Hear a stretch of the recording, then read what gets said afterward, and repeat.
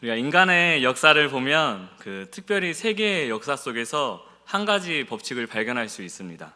이 강한 나라는 어떤 나라일까요? 땅이 넓은 나라, 아니면 기술이 좋은 나라, 돈이 많은 나라, 여러 가지 정의가 가능할 것입니다. 그런데 전 세계의 역사를 살펴보면 다른 나라를 이기고 세력을 확장하는 나라는 좋은 무기를 가진 나라였습니다.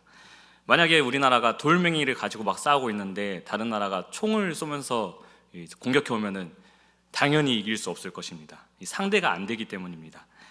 이 무기의 중요성은 사실 애기들이 더 잘합니다. 요즘 애들은 저 어렸을 때만 해도 집에서밖에 게임을 못 했거든요. 컴퓨터밖에 없어가지고 게임할게. 근데 요즘에는 걸어다니면서 게임을 하는 시대가 되었습니다.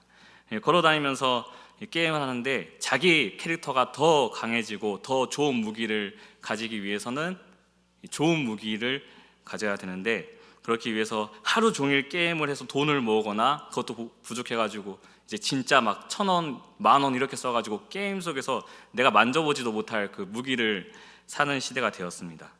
이처럼 무기가 중요하기 때문에 현실 세계에서나 가상 세계에서나 참 사람들이 그 무기의 중요성을 참 잘 알고 있습니다. 제가 갑자기 이렇게 무기 이야기를 하는 이유는 우리가 하나님을 믿고 살다 보면 그런 생각을 하게 됩니다. 이 하나님을 믿는 성도에게는 무엇이 무기일까? 오늘 성경 본문도 짧은데 오늘 제목도 말하니까 우리가 쉽게 알 수 있습니다. 성도의 무기는 기도입니다. 우리가 인생을 살아갈 때 누구나 전쟁과 같은 상황을 마주하게 됩니다. 누군가가 나를 공격해 온다던가, 갑자기 가정에 문제가 생긴다던가, 인간관계가 틀어지거나, 또는 육체의 질병이 찾아올 때, 그리고 물질의 문제가 나를 찾아올 때 우리의 인생은 전쟁과 같은 시기를 맞이하게 됩니다. 그때 마치 여기저기서 전쟁 경보를 알리는 것처럼 내 인생의 모든 평화가 깨지고 샬롬, 평안이 깨지게 됩니다. 이러한 전쟁 같은 상황에서 이 무기가 없는 상황은 사람은 무차별하게 당하고 마는 것입니다. 그런데 하나님을 믿는 성도는 무기가 있습니다. 그래서 많은 기독교인들이 뭔가 인생 속에서 이 전쟁 같은 상황이나 이 급박한 상황에서는 기도를 잘합니다. 나에게는 기도라는 무기가 있다, 보여주는 기회가 되기 때문입니다. 중요한 것은 무기도 관리를 해야 합니다. 만약에 이 전쟁에 쓰이는 무기가 평소에 아무런 관리도 안 하고 막 그냥 방치해뒀다가 이제 전쟁에 나가니까 이제 싸워야겠다 무기를 꺼내면 녹슬었거나 고장났거나 해서 못 써먹습니다. 또는 아무리 좋은 무기가 있어도 그 무기의 사용법을 모르면 필요가 없는 것입니다. 제대로 사용하지 못하기 때문입니다. 모든 성도에게는, 모든 그리스도인들에게는 기도라는 가장 좋은 무기가 있습니다. 그런데 그 기도라는 무기를 평소에 관리도 안 하고 써보지도 않다가 이 긴박한 상황에서 내 인생에 전쟁이 찾아왔을 때 자 이제 내가 기도해볼까 하면 어떻겠습니까? 사실 기도를 못하는 게 아니라 기도를 안 합니다. 왜냐하면은 내가 지금까지 기도를 안 해왔기 때문에 그 전쟁이 내 인생에 찾아왔을 때 내가 기도해야겠다는 생각이 먼저 드는 게 아니라 내가 이 상황을 내 힘으로 어떻게 벗어내야 될까, 그 생각부터 하게 되는 것입니다. 그리고 하나님이 일하신다라는 그 기도의 법칙을 의심하게 되기 때문입니다. 그래서 많은 기독교인들이 내 힘, 내 능력으로 다 해보려다가 다 실패하고 나서 마지막 수단으로 기도를 찾을 때가 너무 많습니다. 오늘 본문을 보면 이렇게 말씀하고 있습니다. 오늘 본문을 같이 한번 읽어보겠습니다. 시작.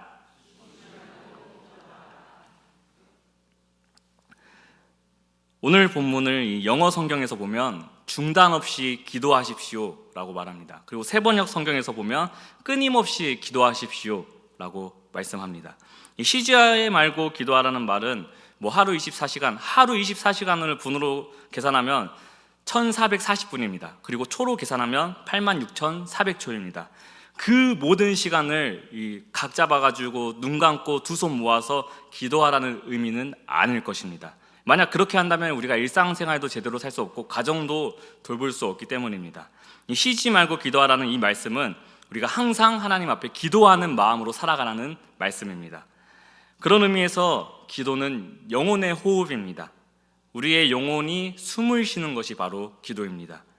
우리의 이 육체가 숨을 쉬어야 살 수 있습니다. 그런데 만약에 숨을 못 쉬면 어떻게 될까요? 뜬금없지만 제가 한 가지 부탁을 드리겠습니다. 한번 이 하나부터 열까지 다 같이 한번 세어주시기 바랍니다. 시작.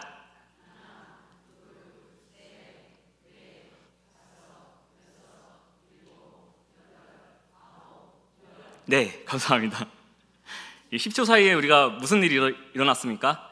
아무 일도 안 일어났습니다. 사실 제가 방금 하나부터 열까지 세실 동안 저는 뭘 했냐면은 숨을 참아봤습니다.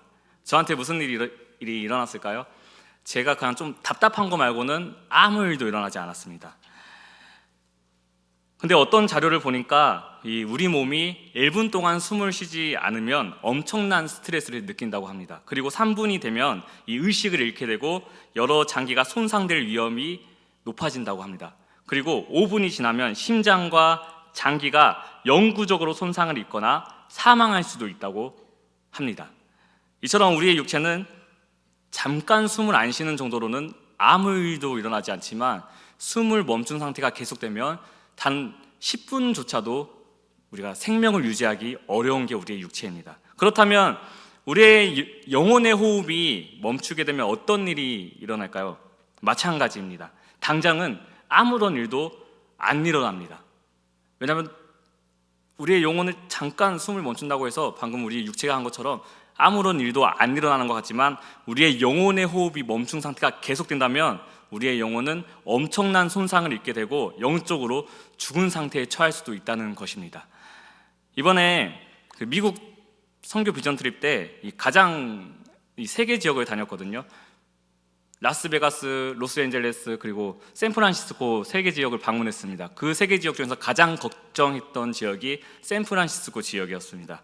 이 마약이 심하고 노숙자들이 많아서 이 거리를 다니면 위험하다. 모두가 가기 전부터 걱정하고 가서도 걱정했습니다. 그래서 이 차에서 내려서 이제 횡단보도만 건너면은 우리가 저녁을 먹을 식당이 있었는데 그 거리가 우리 우체국에서 농협 가는 그 정도 거리 정도밖에 안 되는데 그 거리를 차에서 내려서 건너갈 때도 누가 우리 애들을 덮쳐올까봐 제가 겁을 먹어가지고 막 애들 차에서 내릴 때부터 빨리빨리 가라고 하고 그렇게 긴장했던 기억이 납니다.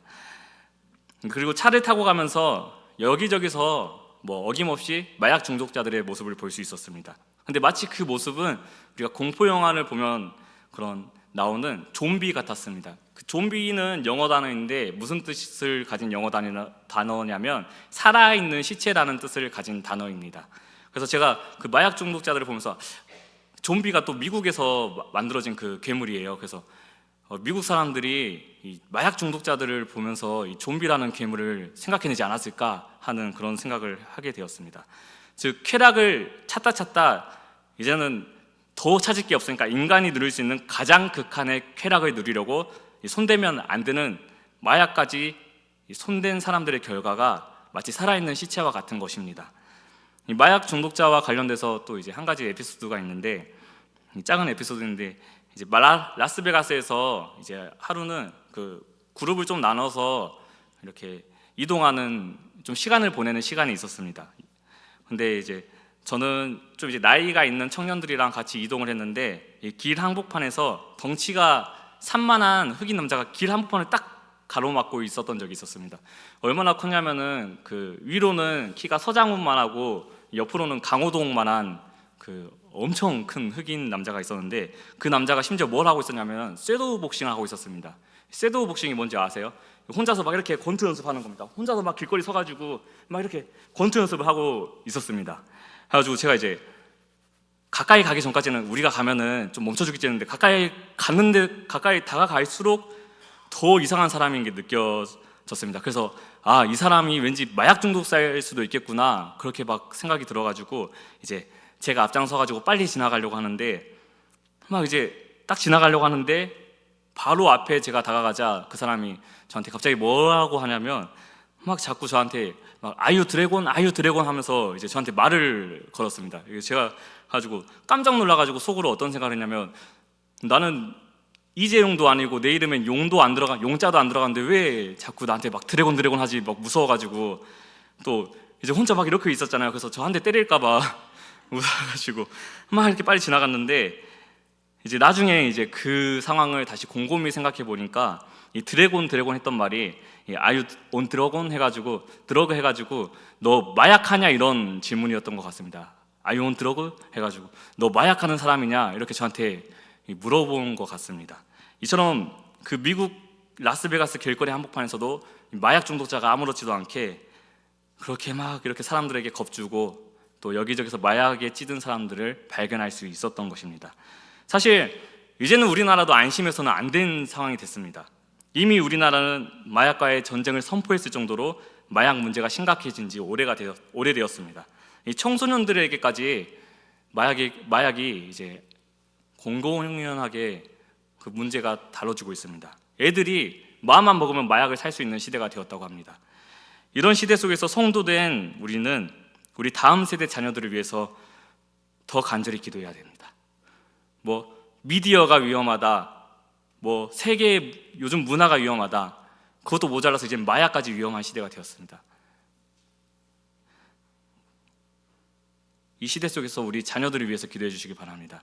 우리 다음 세대를 위해서 기도해 주시기 바랍니다. 우리 조국 대한민국을 위해서 기도해 주시기 바랍니다. 그리고 이 한국 교회를 위해서 기도해 주시기 바랍니다. 교회가 무너지면 나라가 무너집니다. 이 교회가 복음의 본질을 잃으면 이 나라는 더 이상 소망이 없습니다. 저는 그렇게 확신합니다. 이 한국 교회가 부패하지 않고 끝까지 하나님의 복음만 붙잡도록 우리 교회와 이 한국 교회를 위해서 성도된 우리가 더 뜨겁게 기도해야 합니다.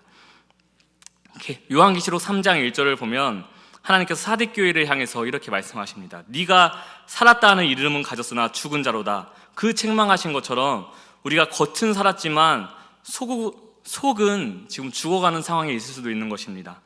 그래서 우리는 쉬지 말고 기도해야 합니다.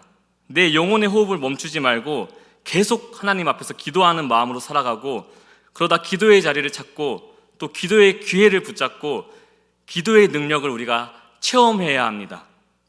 누가복음 21장을 보면 예수님은 이 세상의 마지막 때에 대해서 말씀하십니다. 누가복음 21장 10절부터 11절을 같이 읽어보겠습니다. 시작.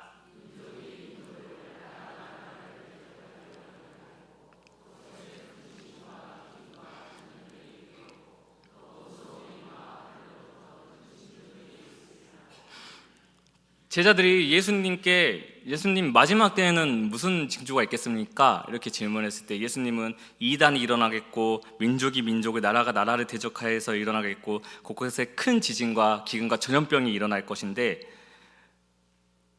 또 거기서 끝나는 것이 아니라 다른 무서운 일들과 하늘의 징조가 너희에게 보여질 것이다 말씀하셨습니다. 그럼 그 징조를 보면서 성도는 어떻게 반응해야 하는가? 34절부터 36절은 이렇게 말합니다. 너희는 스스로 조심하라. 그렇지 않으면 방탕함과 술 취함과 생활의 염려로 마음이 둔하여지고 뜻밖의 그날이 덕과 같이 너희에게 임하리라. 이날은 온 지구상에 거하는 모든 사람에게 임하리라. 이러므로 너희는 장차 올 이 모든 일을 능히 피하고 인자 앞에 서도록 항상 기도하며 깨어 있으라. 아멘. 항상 기도하며 깨어 있으라. 우리는 세상의 마지막 때, 이 인생의 마지막 때가 가까워질수록 기도해야 합니다. 종말이 무서워서 내 이 인생이 끝나는 게 두려워서 기도하는 것이 아니라 예수님의 재림으로 완성될 하나님 나라, 그리고 우리가 언젠간 돌아갈 저 천국, 우리의 본향을 소망하는 기도를 해야 하는 것입니다. 로마서 12장 12절은 이렇게 말씀합니다. 소망 중에 즐거워하며 환난 중에 참으며 기도에 항상 힘쓰며. 아멘. 우리가 소망 중에 또 환난 중에 언제나 기도에 힘써야 하는 것입니다. 우리는 성경을 통해서 수많은 기도의 사람들을 만나볼 수 있습니다. 그래서 오늘 소개할 사람이 한 사람 있는데 저는 오늘 다니엘을 소개하고자 합니다. 다니엘은 어떤 사람이냐면 이스라엘이 멸망하고 바벨론의 포로로 잡혀간 사람입니다. 그런데 다니엘은 그 능력을 인정받아서 한 나라의 총리가 되고 무려 그 나라가 그 나라의 왕이 4번이나 바뀌는 그 순간에도 다니엘은 나라에서 넘버 2, 넘버 3 하는 그 자리를 유지하는 고위 공직자의 삶을 살았습니다. 세상적으로 봤을 때 그렇습니다. 그런데 우리가 여기서 또 알 수 있는 게 뭐냐면 기반이 없는 사람, 즉 근본이 없는 사람이 높은 자리에 올라가면 어떤 부작용이 생기냐면 적이 많아집니다. 다니엘이 이 포로 주제의 총리가 되니까 여기저기서 적이 생겨납니다. 그래서 다니엘을 이제 마음에 안 드니까 처리하려고 이제 몇몇 고관들이 모여서 머리를 맞대고 이제 한 가지 작전을 찾아냅니다. 다니엘 6장 6절부터 8절을 제가 새 번역으로 한번 읽어드리겠습니다. 그리하여 총리들과 방백들은 왕에게로 나아가서 아뢰었다. 다리우스 임금님, 만수무강하시기를 빕니다. 이 나라 정승들과 대신들과 지방 장관들과 고문관들과 총독들이 모두 의논한 바가 있습니다. 임금님이 법을 한 가지 만드셔서 금령으로 내려주시도록 요청하기로 하였습니다. 그 법은 앞으로 30일 동안에 임금님 말고 다른 신이나 사람에게 무엇을 강구하는 사람은 누구든지 사자굴에 집어넣기로 한다는 것입니다. 바라옵기는 임금님이 이제 금령을 세우시고 그 문서에 임금님의 도장을 찍으셔서 메대와 페르시아에 고치지 못하는 법을 따라서 그것을 다시 고치지 못하게 하시기를 바랍니다. 이런 말을 다리오 왕에게 가서 전합니다. 이 겉으로만 봤을 때 이 법은 어떤 모양이냐면 왕권을 강화하는 모양입니다. 사람들이 다리오 왕에게만 기도를 하게 한다면 당연히 다리오 왕만 의지하게 됩니다. 그럼 다리오 왕이 자연스럽게 신의 경지가 되는 것입니다. 우리가 다리오 왕에게 기도하자 하면서 다리오 왕을 신의 위치로 높이는 것 같지만 사실은 이 의도 안에는 다니엘을 없애고자 하는 의도가 있습니다. 다리오 왕은 그 금령에 도장을 찍어줍니다. 이때 다니엘은 그럼 어떻게 했나? 10절을 보면 우리가 알 수 있습니다. 다니엘이 이 조서에 왕의 도장이 찍힌 것을 알고도 자기 집에 돌아가서는 윗방에 올라가 예루살렘으로 향한 창문을 열고 전에 하던 대로 하루 3번씩 무릎을 꿇고 기도하며 그의 하나님께 감사하였더라. 아멘. 다니엘은 기도했습니다. 여기서 중요한 표현은 전에 하던 대로 다니엘이 기도했다는 것입니다. 다니엘이 무슨 위기가 찾아오자, 문제와 시험이 닥쳐오자 안 하던 기도를 갑자기 한 것이 아닙니다. 다니엘은 어떤 문제나 어떤 위기가 찾아오고 닥쳐오더라도 전에 하던 대로 기도했습니다. 습관대로 기도한 것입니다. 다니엘은 지금 그렇다고 다니엘이 왕의 명령을 모르는 상태가 아닙니다. 이 30일 동안 다리오 왕 외에 다른 신이나 누군가에게 기도하면 누구든지 사자굴에 집어넣는다. 그 조서에 왕이 도장까지 찍었다는 사실을 지금 다니엘은 알고 있습니다. 그런데 다니엘은 기도의 호흡을 멈추지 않았습니다. 기도를 해야 살기 때문에 다니엘은 기도를 멈출 수 없었던 것입니다. 기도했더니 그럼 다니엘에게 아무런 일도 일어나지 않았는가? 오히려 다니엘은 사자굴에 던져지게 됩니다. 마치 우리가 어려운 상황에서 하나님을 붙잡고 하나님께 기도했더니 더 어려워진 상황이 된 것입니다. 다니엘이 얼마나 기도의 사람이었는지 이 다리오 왕의 고백을 보면 알 수 있습니다. 다리오 왕은 이제 다니엘에게 가서 이렇게 말을 합니다. 16절을 보면 이에 왕이 명령함에 다니엘을 끌어다가 사자굴에 던져 넣는지라. 왕이 다니엘에게 이르되 네가 항상 섬기는 너의 하나님이 너를 구원하시리라 하니라. 아멘. 이 말은 지금 다리오 왕이 비아냥거리는 말이 아닙니다. 다리오는 다니엘을 아꼈습니다. 그런데 이제 도장이 무섭다고 아무리 왕이라도 자기가 도장을 찍은 거라서 그것을 어길 수 없는 것입니다. 만약에 다리오 왕이 자기가 찍은 도장을 어긴다면 왕권의 위협을 받는 상황이 처하기 때문입니다. 그래서 어떻게 막을 수가 없으니까 하나님을 믿지 않는 다리오가 지금 다니엘을 정말 아끼고 정말 안타까워하고 정말 아까워하는 마음에서 너의 하나님이 너를 지켜주시기를 원한다고 말을 하는 것입니다. 하나님을 믿지 않는 다리오가 볼 때도 다니엘은 기도의 사람이었던 것입니다. 이 기도의 사람은 기도의 호흡이 끊기지 않는 사람입니다. 누가 봐도 기도하는 사람인 것입니다. 그 다음날 이제 해가 뜨자마자 다리오가 사자굴로 뛰어갑니다. 내가 아끼는 다니엘이 어떻게 되었나 밤새 걱정해서 잠을 못 잤을 것입니다. 다리오 왕은 다니엘이 죽었을 것이라고 생각하면서 슬픈 마음으로 다니엘을 부릅니다. 다니엘아, 다니엘아. 그 사자굴에서는 사자의 울음소리가 들려야 하는데 한 남자의 목소리가 들립니다. 다니엘의 목소리입니다. 나의 하나님이 이미 그의 천사를 보내어 사자들의 입을 봉하셨으므로 사자들이 나를 해치지 못했습니다.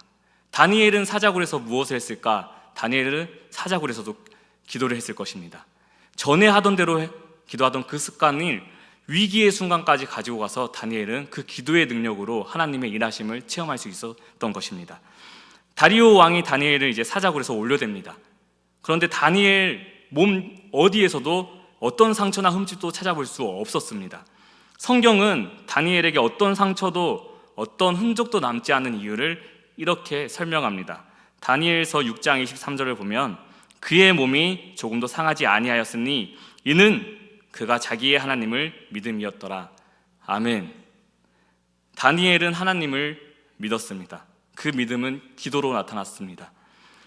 예수님이 이렇게 말씀하셨습니다. 인자가 올 때에 세상에서 믿음을 보겠느냐? 우리의 믿음은 기도로 나타나는 것입니다.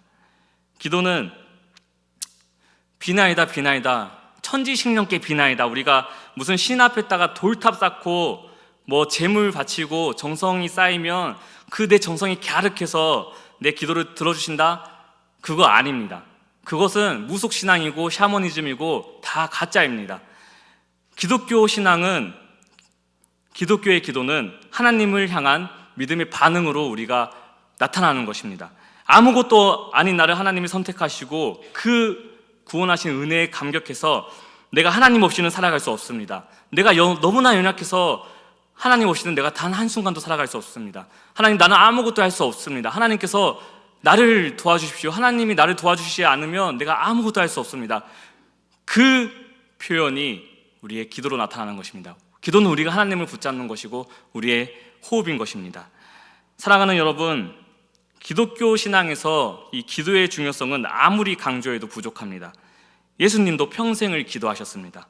이 기독교 작가 중에 어떤 사람이 있냐면 기도의 사람, 기도의 선지자라고 불리는 사람이 있습니다. 그분의 이름은 E.M. 바운즈라는 목사님입니다.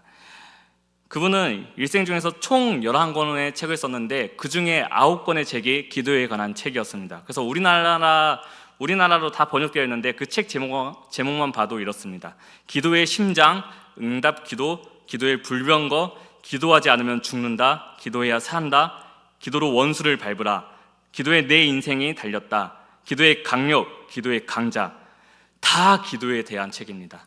제가 대학생 때 막 이제 좀 자존감도 막 떨어지고 앞으로 진로도 어떻게 살아가야 될지 너무 막 답이 없어서 힘들어하고 있을 때, 그때 이 선교단체에서 저를 지도해 주던 목사님이 저한테 선물해 주신 책이 바로 기도해야 산다라는 책입니다. 그 책 아직도 제가 가지고 있는데, 제가 벌써 11년을 넘게 그 책을 가지고 있는데 볼 때마다 기도해야 사는구나, 내가 기도하지 않으면 살 수 없는구나, 그런 마음을 느끼곤 합니다. 사랑하는 여러분, 우리는 기도해야 삽니다. 근데 E.M. 바운즈 목사님이 또 이런 말을 남겼습니다. 기도는 사람을 만든다. 하나님의 사람은 기도의 골방에서 만들어진다. 우리는 하나님의 도움으로 모든 일을 할 수 있고 그분께 구함으로써 그분의 도움을 온전히 받을 수 있다. 복음의 성공 여부와 힘은 우리의 기도하는 능력에 달려있다. 우리가 이제 전도하려고 하잖아요. 전도하려고 하는데 우리가 기도하지 않으면 실패한다는 것입니다. 복음의 성공 여부는, 그리고 그 힘은 우리가 기도하는 능력에 달려 있습니다. 믿으시길 바랍니다. 그리고 또 그분은 또 이런 말씀을 남겼습니다. 기도하지 않는 모든 사람들은 단지 종교놀이를 하고 있을 뿐이고 그리스도의 병사인 채 하는 것에 불과하다. 그들에게는 갑옷도 탄약도 없기 때문에 사악하고 논쟁에 강한 세상 사람들 앞에서 무력하기 짝이 없다. 무서운 말씀입니다. 우리가 기도하지 않으면 이 세상에서 승리할 수 없다. 기도하지 않으면 우리는 단지 종교놀이를 하고 있는 거다. 기도하지 않으면 우리는 그리스도의 병사인 척 하는 거다. 무서운 말씀입니다. 즉, 우리는 기도해야 합니다. 기도하시길 바랍니다. 사랑하는 여러분, 우리는 기도의 호흡을 이어가야 합니다. 쉬지 말고 기도해야 합니다. 기도하는 마음으로 늘 하나님을 붙잡으면서 살아가고 기도의 자리를 찾고 기도의 시간을 내가 확보해 나가야 합니다. 새벽을 깨워서 기도하시길 바랍니다. 제가 이번 주 새벽 예배 담당이라서 이런 말씀을 드리는 게 아니라, 우리가 하루의 첫 시작을 이 하나님 앞에서 기도로 시작하면 우리 하루의 모든 시간이 하나님의 시간이 될 줄로 믿습니다. 하나님이 일하시는 그 시간들이 될 줄로 믿습니다. 기도의 영성을 쌓아가시길 바랍니다. 기도의 무기를 갈고 닦으시기를 바랍니다. 우리의 기도가 쌓여서 내 인생이 어려운 그 시간에 기도로 일하시는 하나님, 그 기도에 응답하시는 하나님을 만나게 될 줄로 믿습니다. 쉬지 말고 기도하는 저와 여러분이 되시기를 간절히 소망합니다. 기도하겠습니다.